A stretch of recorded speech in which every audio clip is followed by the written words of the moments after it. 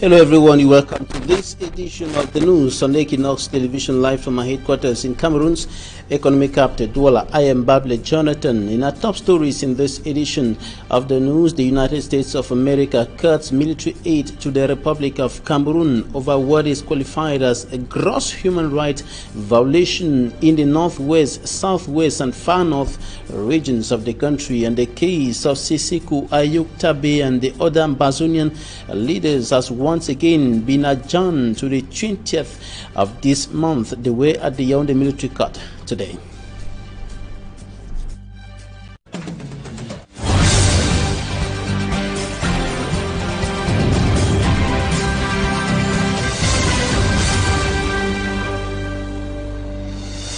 Thanks, ladies and gentlemen, for joining me in this edition of the news on Equinox Television. Today was a tense day in the opaque city of Limbe in the southwest region of the Republic of Cameroon as the Anglophone crisis continues deepening further. A severe gun battle took place today in Mile 4 and lasted for quite a long period of time as the pro-independence fighters came face to face with elements of the National Armed Forces fighting to defend the territorial integrity of the Republic of Cameroon, threatened by the Anglophone crisis that has been deepening for close to 3 years today. And yesterday, the town of Boya, chief town, of course, of the southwest region, was equally in a tense atmosphere. Several vehicles were set ablaze, an individual largely killed, and of course, several gun battles took place in the southwest regional chief town,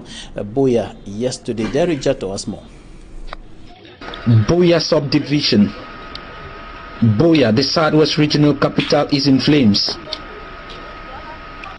Witnesses say some armed civilians came and set these cars on fire. It is Wednesday, the 6th day of February 2019. Gunshots have been animating the greater part of the night in most parts of this town. The Boya people are helpless indoors as report of people running out of food and other basic needs is already being reported, and some arrests were being made, especially along the street of Boya, by the forces of law and order, as the future of the town and its security remains uncertain. Derek Jato reporting there. And in the midst of the deepening crisis, security crisis affecting the northwest and southwest regions of the country, as well as the far north region of the country, with recurrent attacks by suspected militants of the Nigerian terrorist sect Boko Haram, the United States of America cuts military aid to President Paul Biya's country over what is qualified as gross human rights violation in the northwest, southwest and far north regions of the country. And according to a statement of the United States of America, the statement simply indicates that the measure is intended to limit the massacre of civilians, especially in the Anglophone regions of the country. Details in this report by Innocent Aze.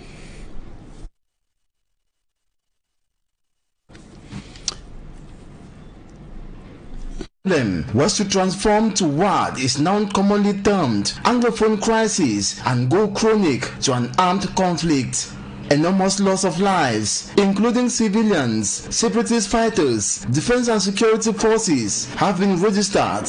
Displacements of persons into the forest, other towns and the neighboring country, plus destruction of properties affecting all sectors, especially education and the economy of the northwest and southwest regions, have also been noted. Things have been falling apart in Cameroon since 2016. Instead, for peace and unity to reign, according to commentators who say it's due to failure of government to release all Amazonian leaders, enhance a genuine dialogue, and permit debate on form of the state. Proposals to solve the crisis from the international community, peace crusaders, and several right groups have been neglected, and instead, declaration of war against separatist fighters. Civil society actors today term the escalating situation in Anglophone Cameroon civil war. The United States, frowning at the prevailing massacre of civilians in the two English-speaking regions, decided to halt military assistance to Cameroon over what it terms gross human rights violations by security forces in Anglophone Cameroon and the Far North region. According to a State Department official, February 6, on CNN news agency, the United States had terminated a C-130 aircraft training program and halted deliveries of 4 Defender boats, 9 armored vehicles, and an upgrade of Cessna aircraft for Cameroon's Rapid Intervention Battalion. Furthermore, the U.S. had withdrawn its offers for Cameroon to be part of the state partnership program. The officials stressed that the U.S. does not take these measures lightly, but will not shirk from reducing assistance further if evolving conditions require it. To the State Department official, other programs with Cameroon will continue for the time being. If the war against Boko Haram in the Far North region is won, it is thanks to the U.S. support program. Government of Cameroon is yet to react on this decision of the United States. And added to the security crisis hitting the northwest region of the Republic of Cameroon, while flames have consumed a huge quantity of foodstuff at the Bamenda food market. Smanjikan Gebre has more. The uninvited guest shows its ugly face again at the Bamenda main market. According to reports, due to the ongoing crisis in the Anglophone regions, the garbage company has been unable to remove dirt in the market. The population decided to set ablaze the dirt to reduce the pungent smell coming out of that area. It is then that the fire left the dustbin and burnt items that traders had already locked in their shades. Foodstuffs like gari, onion, palm oil and beans, just to name these few, were all destroyed.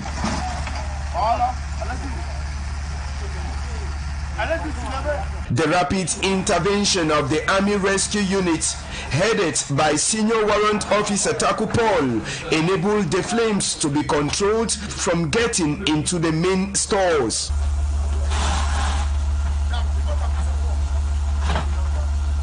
It will be recalled that since Monday in Bamenda, the market has not been opened as a result of the ongoing lockdown that is taking place in the two Anglophone regions.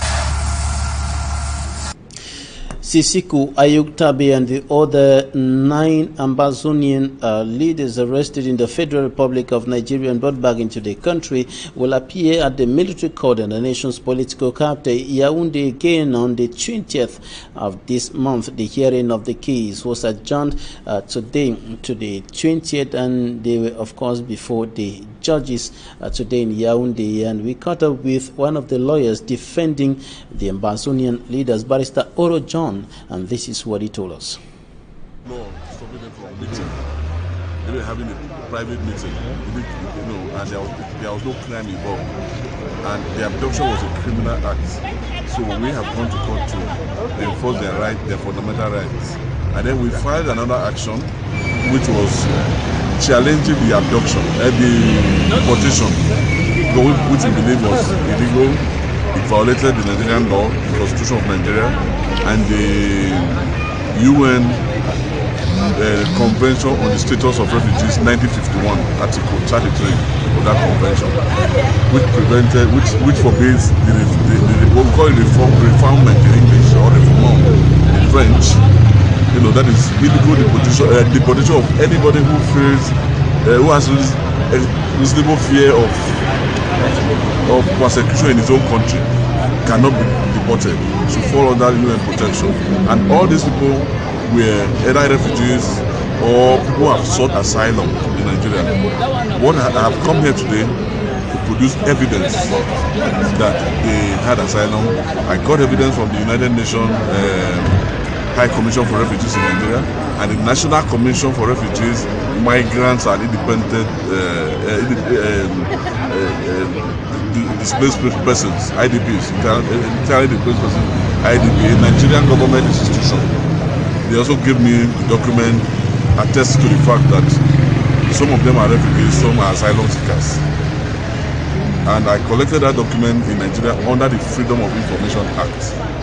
What is it about? The Freedom of Information Act gives you power to access public documents without any refusal. All you need to do is, within 7 days, they must produce the document, or they meet the court. You have to tell the court why they are not going to give you that document, except it is about private affairs of individuals. So tell us the level at which the matters. Well, the matter we have exchanged various. You know, in Nigeria, the process is that you front load. That is, you present the affidavits, the evidence, and then you write the address, and then you front load them. Then you go to court, adopt them, clarify certain points, and then the date for hearing and the date for judgment is fixed. That is where we are now. So when is the judgment? On the 26th of February. 26th of February. That is it. What do you have to say about the matter here in tribunal? I think the issues debated this morning are very important. They are very critical to the whole dispute in Cameroon. Cameroon has claimed to be a bicultural, bicultural, and bilingual society. So the whole idea of using one of the leading languages, a judge who cannot speak English, trying people who does not understand French, for me is a travesty of justice. It's not appropriate. Barrister Oro John, one of the lawyers defending Sisiku, Ayuk Tabe, and the other 9 leaders, speaking to the press shortly after the case, or the hearing of the case, was adjourned to the 20th of this month. The leaders were in front of judges at the Yaoundé military court today, and we have information streaming in indicating that the interpreters have been changed because they were allegedly doing what can be qualified as poor interpretation, which has been identified as a hindrance to the smooth hearing of that case, pitting the so-called Ambazonian leaders and the state of Cameroon going on at the Yaoundé military court. On to something else now. Lawyers of the Cameroon Renaissance Movement, CRM political party, decrying the violation of rights of those who were arrested. Militants of the party arrested on the 26th of January during the protest move organized in some major parts of the country. And speaking to the press, they express worries that those who have been arrested and detained may be tried in military courts with regards to the charges leveled against them. Take a listen. Close to 2 weeks after the protest move organized by the CRM political party in major towns of the Republic of Cameroon, 26th January 2019, the party makes a balance sheet of militants arrested and detained in different incarceration centers in the country. 16 personnes ont été poursuivies et entendues par la police judiciaire ici à Yaoundé. 16 persons were questioned in the Yaoundé Judicial Police. 14 are in detention at the Yaoundé Central Prison.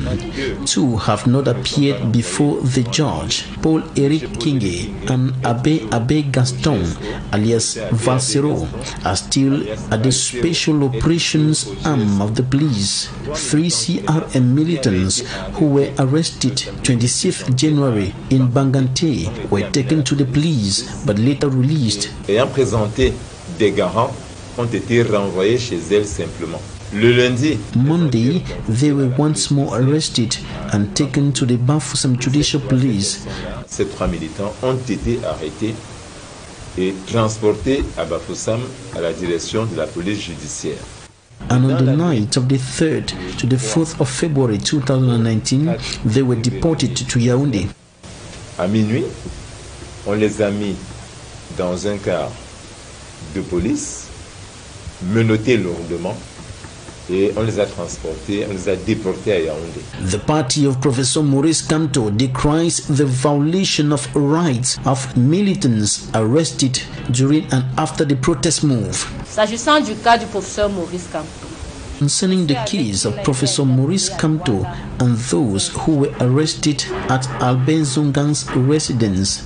At the time of their arrest at about 7:30 p.m., the police presented an arrest warrant from the attorney of the Ndokoti Court of First Instance.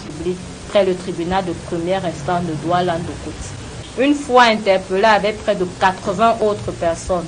After their arrest, they were deprived of their mobile phones, handcuffed, and taken to the judicial police in Douala and not to the magistrate who signed the warrant. Menottés à la police judiciaire du littoral et non pas au magistrat signataire du fameux mandat de perquisition. En dehors de M. Penda Ikoka.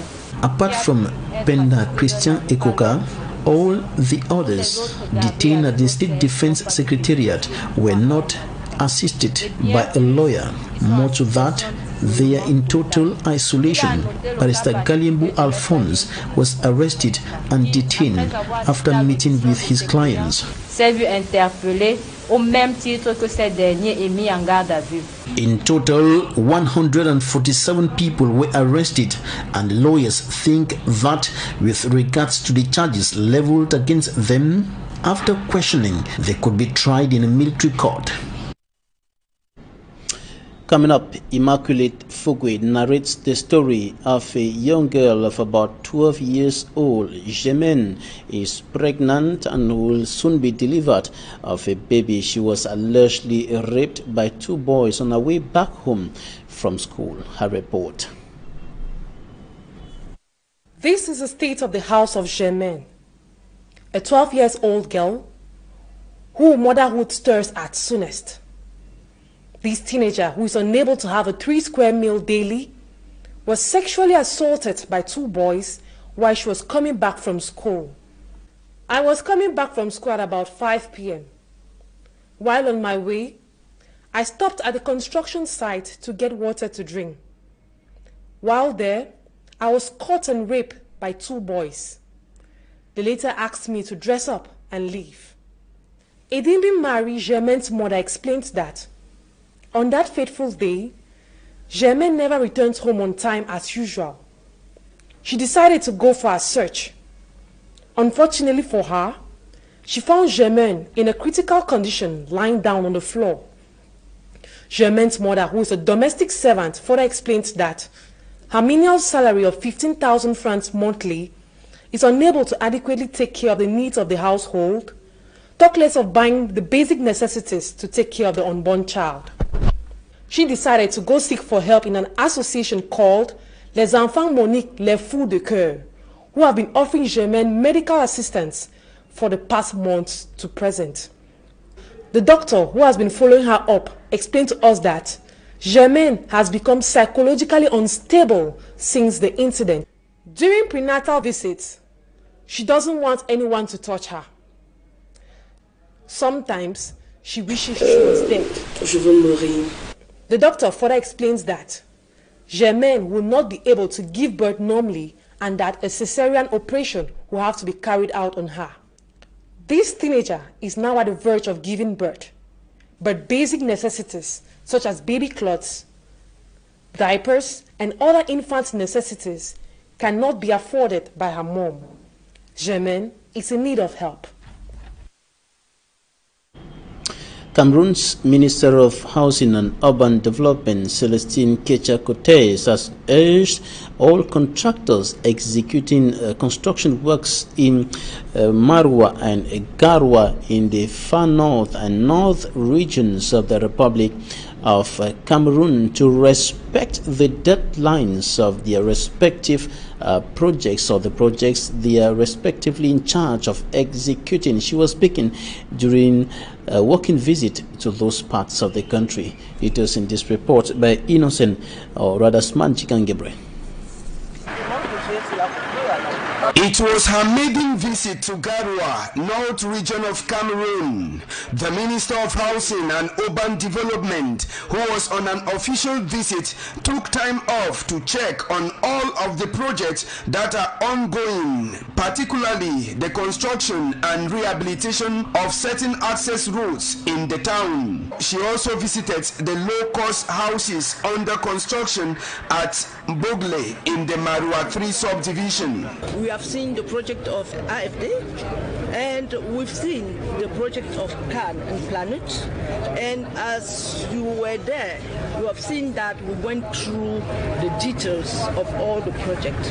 So now that we have the same eyes with contractors, we have the same eyes with controllers that we put on the field, we need to take time to examine and to conclude. The Housing and Urban Affairs Minister was also in Garua to inspect the AFCON projects, particularly the rehabilitation of the Hundaja Stadium of Garua, where she used the occasion to call on the population to be actively involved. The minister used the Fufulbe dialect in addressing the population. On donne premier point observatoire gouvernance. The minister explains why the population should be involved. It's very important. If you carry a project in a village without acknowledgement of population, we will not be sure that those population will take care of the project. If the road is not good, it's for them to call the delegate. It's for them to say, to talk to the governor and say that what those people are doing is not a good job they are doing for the country. The approach of the Housing and Urban Affairs Minister was appreciated by the French Agency for Development, partnering with Cameroon on the CD2 project. The minister, before leaving the North region, left the following recommendations. I want them to really organize themselves to be an expertise enterprise. I want them to mobilize themselves on the ground. I want them to start working. While promising to return to Garua in a month's time, the projects ongoing were evaluated to be at a 67% execution rate. And that's it for this edition of the news on Equinox Television. Thanks, ladies and gentlemen, for staying with us. Goodbye.